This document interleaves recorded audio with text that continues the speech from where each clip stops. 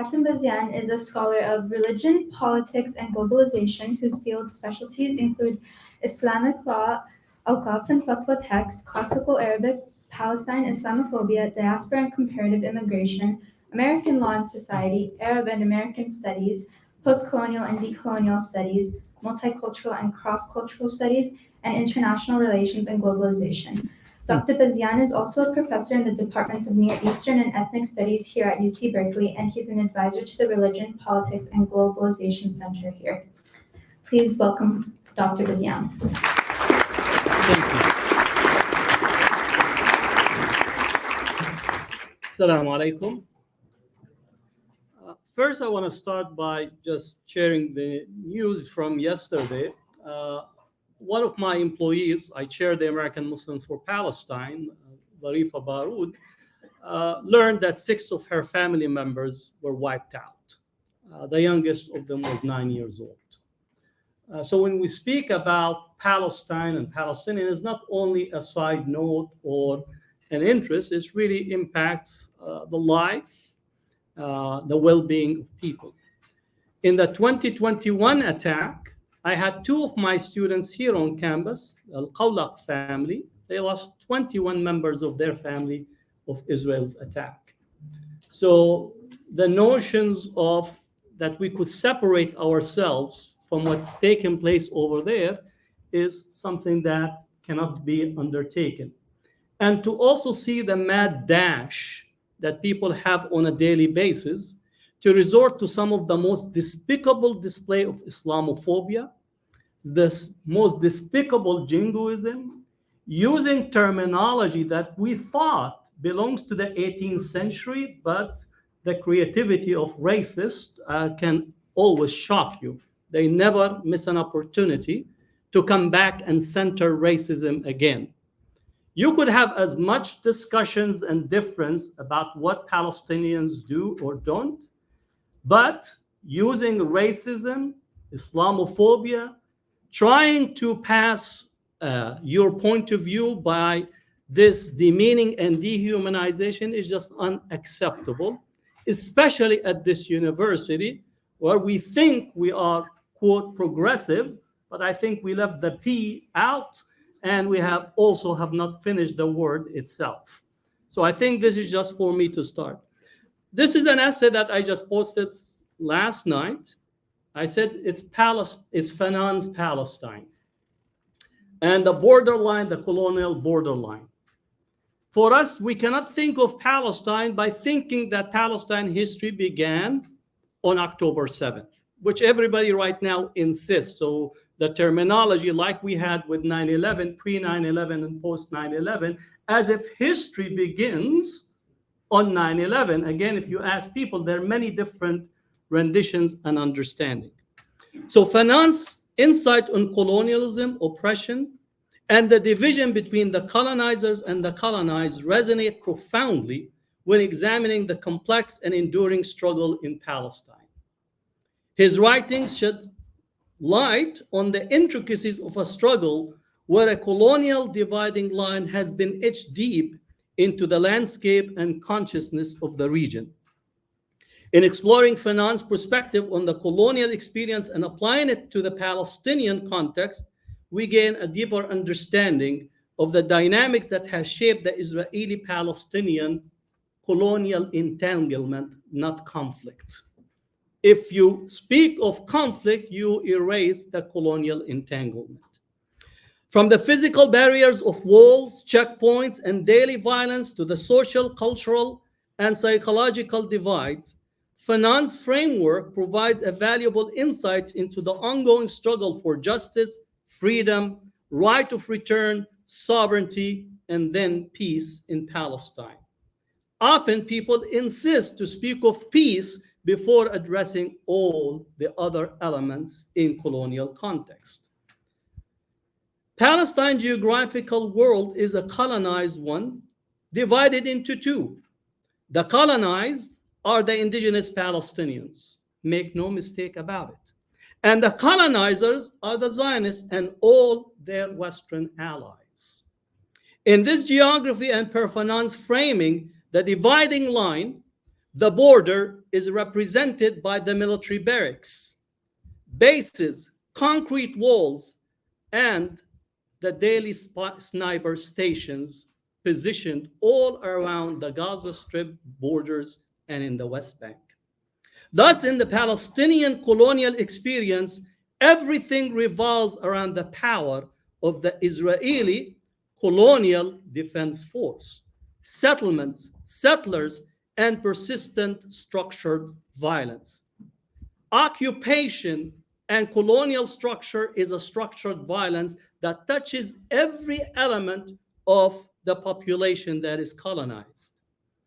The colonial world is a world divided into compartments, nowhere more palpable than in Palestine. Here, the division is stark and painfully evident, with Israeli settlements carving up the West Bank, encircling the Gaza Strip, and creating isolated geographical enclaves, effectively segregating Palestinian communities and imposing an apartheid system. Everybody says the two-state solution.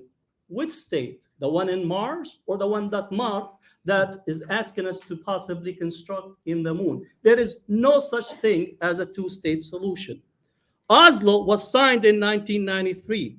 When Oslo was signed, there was 130,000 settlers in the West Bank.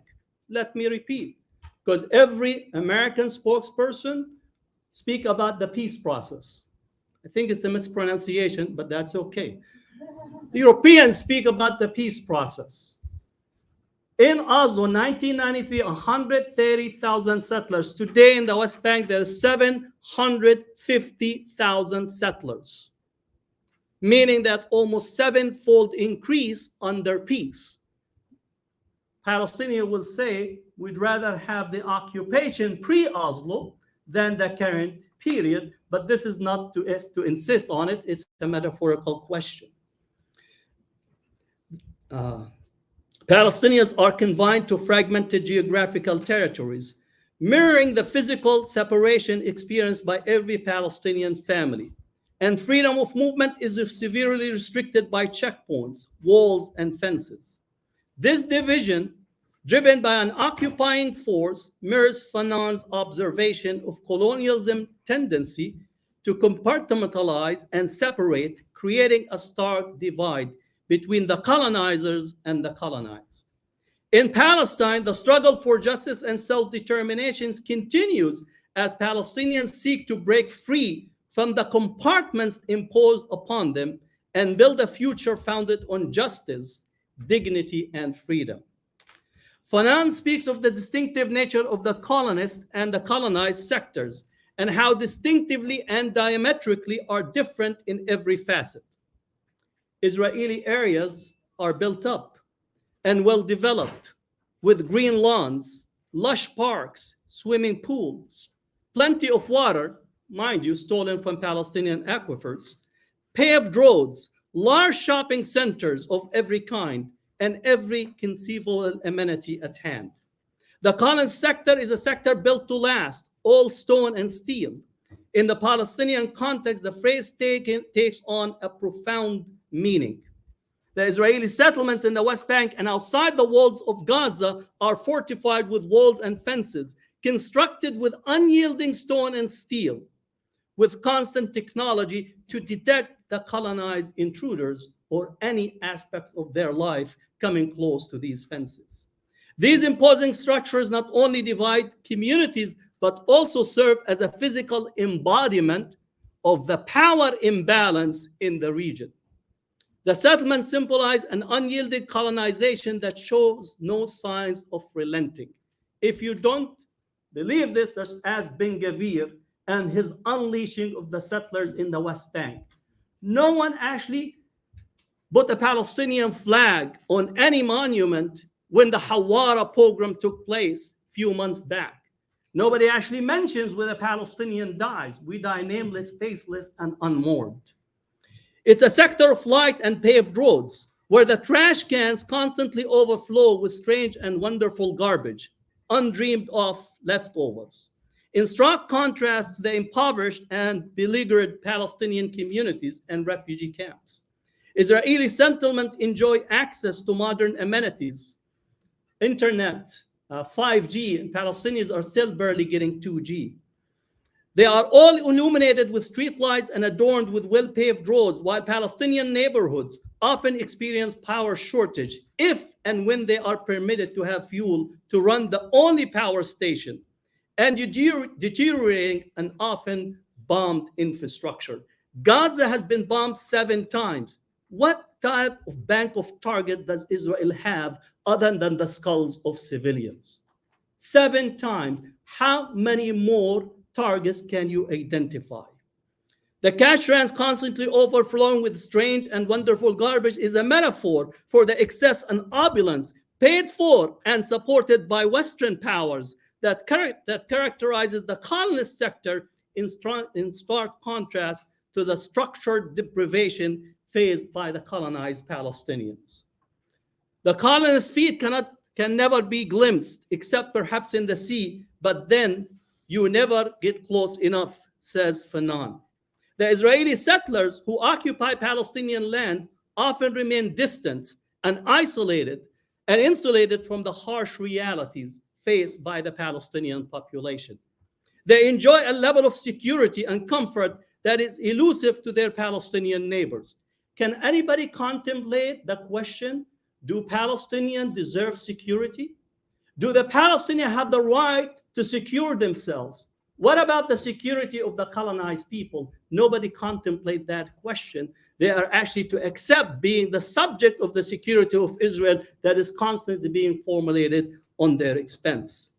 This divide is particularly evident in Gaza and made worse by a 17-year-old siege, where Palestinians endure a blockade that restricts their movement and access to medical care and most necessities. Just think about it. 2 million people as we speak have no water, no electricity, no food, and no access to the outside world with communication. And our governments are supporting this, in essence, also sending weapons to bolster this position.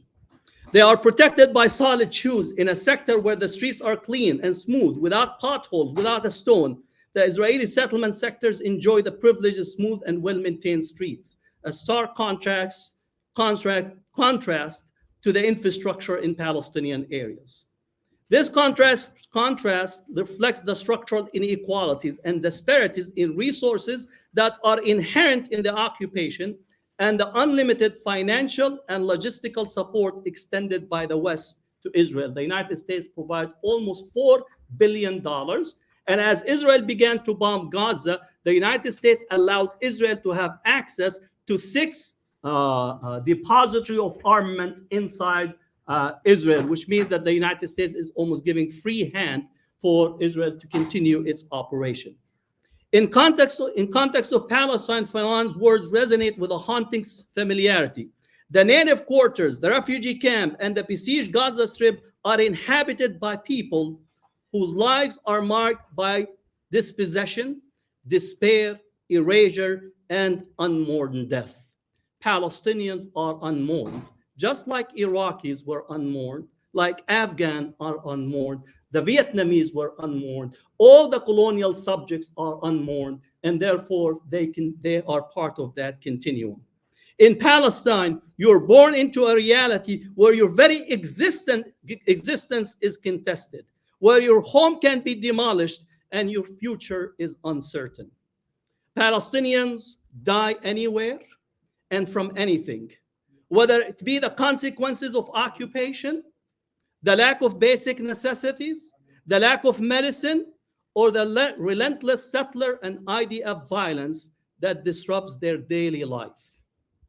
The cramped living conditions, the overcrowded refugee camps, and the constant threat of displacement paint a picture of a world with no space and a life just waiting and expecting certain death. Sometimes arriving quickly, but more often it is a slow one, for sure. The hunger for basic essentials like food, water, shelter, and electricity is a daily struggle that snuffs joy at every moment. The Palestinian experience is one of perpetual subjugation, where people are forced to crouch cower, and remain on their knees in the face of oppressive Israeli policies and non-stop colonial violence, rendering them collectively imprisoned but not defeated. Imprisoned but not defeated.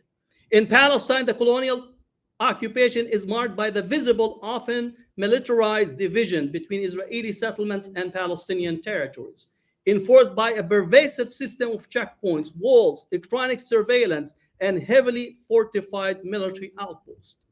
We say about Israel as a startup country, it's also the surveillance country of the world that learned, perfected, machinized, marketed surveillance globally. And we could include some of the most oppressive regimes benefiting from this surveillance. The Israeli police and military play a significant role as the enforcers of this division, serving as instrument of control and oppression. They act as intermediaries between the settlers and the indigenous Palestinian population, reinforcing the power dynamic of colonial occupation. This observation underscores the central role of security forces in perpetuating colonial rule, maintaining a palpable sense of separation, and suppressing the aspirations of Palestinians for self-determination and justice. Fanon's work offers a poignant lens through which to view Palestinian experience, where the colonized subject gaze is indeed marked by a complex array of emotions. It's a gaze colored by a profound sense of injustice and longing for what has been forcibly taken away. Palestinians living under the shadow of occupation often looked at the colonist sector with a mix of envy and resentment. And I know many in the Israeli, pro-Israeli writings, they speak about the Palestinians' envy and so on, but that's not what I'm speaking about. This envy isn't merely a coveting of material possession. That is not what the Palestinians are looking with envy. Right? This envy isn't merely a coveting of material possessions, but a deep yearning for the freedom and rights that have been denied to them. It's a desire to sit at the table of self-determination, to sleep soundly in the bed of sovereignty, and to shape their own destiny, preferably without foreign interference.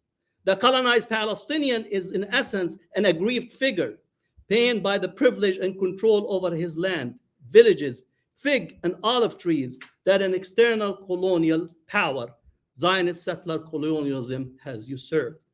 The colonist, in turn, is acutely aware of this aggrieved gaze. They understand that the Palestinians, despite the harsh conditions imposed on them, continue to nurture dreams of repossessing their homeland, the villages, the olive groves, and regaining control of their shattered lives. This realization fosters a sense of unease, defensiveness, and a sadistic violence among the colonists, who often interpret this as longing as a threat to their position of dominance. They may even perceive it as an intention to take their place in a broader sense, not just in terms of property or material wealth, but in the quest for self-determination and justice.